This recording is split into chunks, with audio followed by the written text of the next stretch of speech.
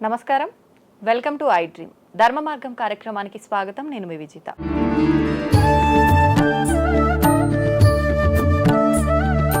ప్రస్తుతం మనతో పాటు ఉన్నారు ప్రముఖ జ్యోతిష్య వాస్తు పండితులు మరియు లలిత ఉపాసకులు నానాజీ పట్నాయక్ గారు. ఇప్పుడు వారితో మాట్లాడదాం.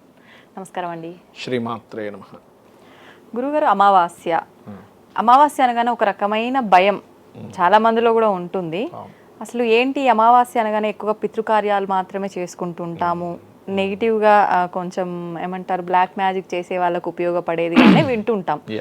అందరూ ఉపయోగించుకోవాలంటే అమావాస్యని ఏ రకంగా ఉపయోగించుకోవచ్చు? అసలు అమావాస్య రోజు చేయాల్సిన క్రతువులు ఏంటి? తప్పకుండా. ఫస్ట్ ఆఫ్ ఆల్ ఏంటంటే, మనం చాలా సంవత్సరాల నుంచి నేను అమావాస్య రోజు ఏం చేయాలని చెప్తూ ఉంటాను ప్రతిసారి కూడా. ఫస్ట్ ఆఫ్ ఆల్ మనం పూజలు రెండు రకాలుగా చేస్తూ ఉంటాం. ఒకటి మనకి ఏదైనా ఒక కామ్యం నెరవేరడానికి, రెండోది ప్రొటెక్షన్ కోసం. మనకి ప్రొటెక్ట్ బ్యాడ్ నెగటివ్ ఎనర్జీ మనకేమి దాని ద్వారా మనకేమీ కలగకుండా ఉండడానికి మనం కామ్యం నెరవేరడానికి చేస్తూ ఉంటారు. అమావాస్యలు ఏంటంటే ఫస్ట్ ఆఫ్ ఆల్ మనకి ఈ నవరాత్రులు కానివ్వండి, కొన్ని తిథులకి ఒక్కొక్క ఎనర్జీ ఫామ్ అవుతూ ఉంటుంది. అమావాస్యగా నెగిటివ్ ఎనర్జీ ఎక్కువగా ఫామ్ అవుతూ ఉంటుంది. అందుకని ఆ రోజు అమ్మవారి ఆరాధన ఎక్కువగా చేస్తారు. ఎందుకు అమ్మవారిని ఎందుకు చేస్తారు అంటే, అమ్మవారి ఈజ్ ప్రొటెక్షన్. తల్లికి ఎప్పుడు ఉండే సహజ గుణం ఏంటి తల్లిది అంటే పోషణ, రక్షణ. ఎనీ జీవి తీసుకోండి, కోడి కూడా చూడండి, దానికి ఏం ఫుడ్ పెట్టాలి తన పిల్లలకి, తన ఎక్కడ ఏది గద్దేం రాకుండా సేఫ్ చేసుకుంటుంది, రెక్కలో దాచేసుకుంటుంది. అంటే ఏంటి, ప్రకృతి ఈజ్ అమ్మవారు.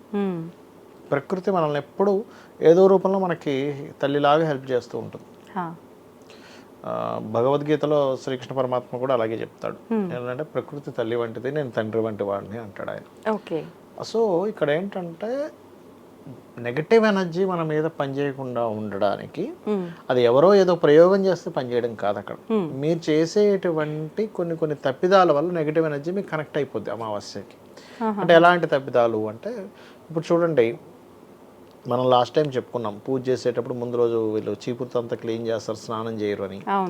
అండ్ స్నానం చేయకుండా వంట వండడం కానివ్వండి. ఇట్లాగే వీటిలో ఏంటంటే కొన్ని కొన్ని పర్టికులర్గా మన శాస్త్రాల్లో చెప్పినటువంటి విషయాలు ఏంటంటే ఉన్నదన్నట్టు చెప్పాలి. ఎవరో బాధపడతారనో, ఎవరో ఏదో అనుకుంటారనో అంటే అది శాస్త్రం అవ్వదు. సహజంగా లేడీస్ వదులుకుంటారు కదమ్మా జుట్టుని, ఈవినింగ్ తర్వాత వదలకూడదు, గుర్తుపెట్టుకోండి.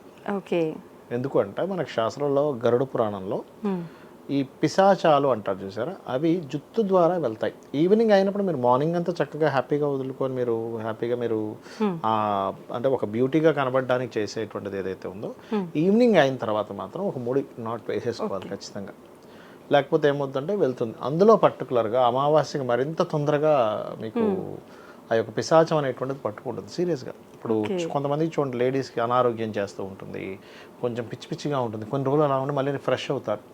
ఎందుకు అవుతారు అలాగా అంటే, వీళ్ళకి తెలియకుండానే ఒక నెగిటివ్ ఎనర్జీ వీళ్ళకి ఎంటర్ అవుతామా. ఇంట్లో వాళ్ళకి అర్థం కాదు, భర్తకు అర్థం కాదు, ఇంట్లో తల్లిదండ్రులు కాదు, ఏంది పిచ్చి పిచ్చిగా ప్రవర్తిస్తుంది అంటారు. ఆమెకు కూడా అర్థం కాదు ఎందుకు నేను ఇట్లా చేస్తున్నాను. బికాజ్ ఆఫ్ వాళ్ళల్లో ఉన్నటువంటి ఒక పైశాచిక సంబంధించినటువంటి ఒక ఇది వాళ్ళని అట్లా ప్రేరేపితం చేస్తూ ఉంటుంది. వాళ్ళు ఏ టెంపుల్కో వెళ్ళినప్పుడు, లేకపోతే మనం చూడండి గుగ్గిలం వేసుకుంటాం, గుగ్గిలం సాంబ్రాన్ని వేస్తారు, వేసినప్పుడు పోతుంది మళ్ళీ అది.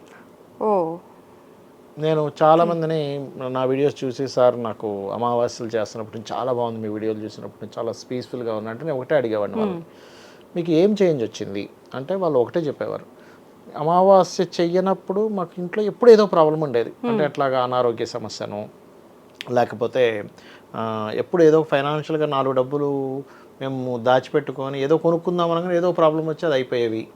లేకపోతే రిలేషన్స్లోనే గొడవలు అయ్యేవి, మా ఇంట్లో గొడవలు అయ్యేవి, ఇవన్నీ చాలా తగ్గాయి. అంటే ఇప్పుడు రోజు గొడవ పెట్టుకునే వాళ్ళం ఏదో 10 రోజులకు 15 రోజులకు ఒక మాట అనుకుంటాం, తగ్గాయి. పీస్ ఆఫ్ మైండ్ చాలా ఉందని చెప్తున్నారు. అప్పుడు నాకు అర్థమైన విషయం ఏంటంటే, రైట్, ఈ నెగటివ్ ఎనర్జీ అమ్మవారికి అమావాస్య రోజు ఎప్పుడైతే అమ్మవారికి చేస్తుంటామో అమ్మవారి ప్రొటెక్షన్ అక్కడికి వచ్చింది కదా. ఎప్పుడైతే అమ్మవారి ప్రొటెక్షన్ అక్కడికి వచ్చిందో మీకు నెగటివ్ ఎనర్జీ మీ మీద ప్రభావం చూపించదు. అయితే ఇక్కడ ఏం చేసుకోవాలి అంటే, ఎప్పుడు కూడా గుర్తుపెట్టుకోండి, అమావాస్య, పౌర్ణమి, చతుర్దశి, అష్టమి, నవమి ఈ తిథులు అమ్మవారికి చాలా ప్రీతికరమైనటువంటివి. ఓకే. ఇందులో చతుర్దశి, అష్టమి, నవమి అయితే దేవీ భాగవతంలో అమ్మవారి స్వయంగా చెప్పింది. దాని తర్వాత అమావాస్య, పౌర్ణమి కూడా మంచివనేటువంటిది మనకి సిద్ధాంతులు కానీ వీళ్ళు ఉంటారు కదా మనకి మహర్షులు కానీ వీళ్ళు చెప్పారు. ఎందుకంటే పౌర్ణమి చంద్రుడు కానీ అమావాస్య కానీ సూర్యచంద్రుడికి సంబంధించింది కాబట్టి తాటంక యుగలీభూత తపన ఉడుప మండల అంటే సూర్యుడు చంద్రుడు అనేటువంటిది అమ్మవారి యొక్క తాటంకములని చెప్తూ ఉంటారు. దీనికి ఏమిటండి అంటే దీని మీద ఒక చిన్న ఇది ఉంది, చెప్తాను నేను మీకు వచ్చింది కాబట్టి. ఒకసారి మన కంచి కామాక్షి ఆలయంలో ఒక రాజుగారు వెళ్తున్నారు. అక్కడ ఒక అతను అమ్మవారి ధ్యానంలో ఉన్నాడు. అందరు లేచి నిలబడ్డారు, రాజుగారు వచ్చారు, ఆయన మాత్రం అలాగే కూర్చున్నాడు.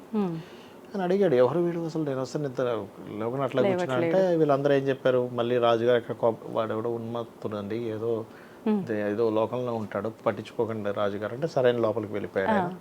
పూజాది కార్యక్రమాలు అయిపోయి అమ్మవారికి సంబంధించి బయటకు వచ్చాడు, మళ్ళీ అలాగే ఉన్నాడు. సరే అసలు తట్టి లేపుదామని తట్టి వాళ్ళు ఏమిటి తిథి అని అడిగాడు. పౌర్ణమి, నిండు పౌర్ణమి అన్నాడు ఆయన. నిండు పౌర్ణమా, సరే నేను ఈవినింగ్ సాయంత్రం వస్తాను, వచ్చినప్పుడు నువ్వు నాకు పౌర్ణమి చంద్రుడిని చూపిస్తావా అంటే చూపిస్తాను రండి అన్నాడు. వాళ్ళందరూ రాజుగారు వెళ్ళిపోగానే వాళ్ళ అమావాస్య నీకు పిచ్చా ఏంటి, పౌర్ణమిని ఎట్లా చెప్పావు, ఎట్లా చూపిస్తావు నువ్వు సాయంత్రం వచ్చాక రాజుగారికి. ఏమో నాకు అమ్మవారు ధ్యానంలో కూర్చుంటే అమ్మవారు నిండు పౌర్ణమి కనబడుతుంది, నాకు అదే వచ్చింది నోటి నుంచి, అమ్మవారు పలికించిన అమ్మవారే చూపిస్తుందని బలమైన నమ్మకం ఆయనకి. రాజుగారు వెళ్ళిపోయారు. సాయంత్రం పూట వచ్చారు రాజుగారు, దా చూపించారు. ఈయన వేలు ఇలా చూపించి అదిగో పౌర్ణమి అనగానే అమ్మవారి తాటంకం ఇలా విసిరిందట. అమ్మవారు చెప్పుకున్నది విసిరితే అక్కడ పౌర్ణమి వచ్చేసింది ఆటోమేటిక్. అంటే ఏమిటంటే అమ్మవారి మీద విశ్వాసం ఉంటే అమావాస్యని కూడా పౌర్ణమి చేసింది.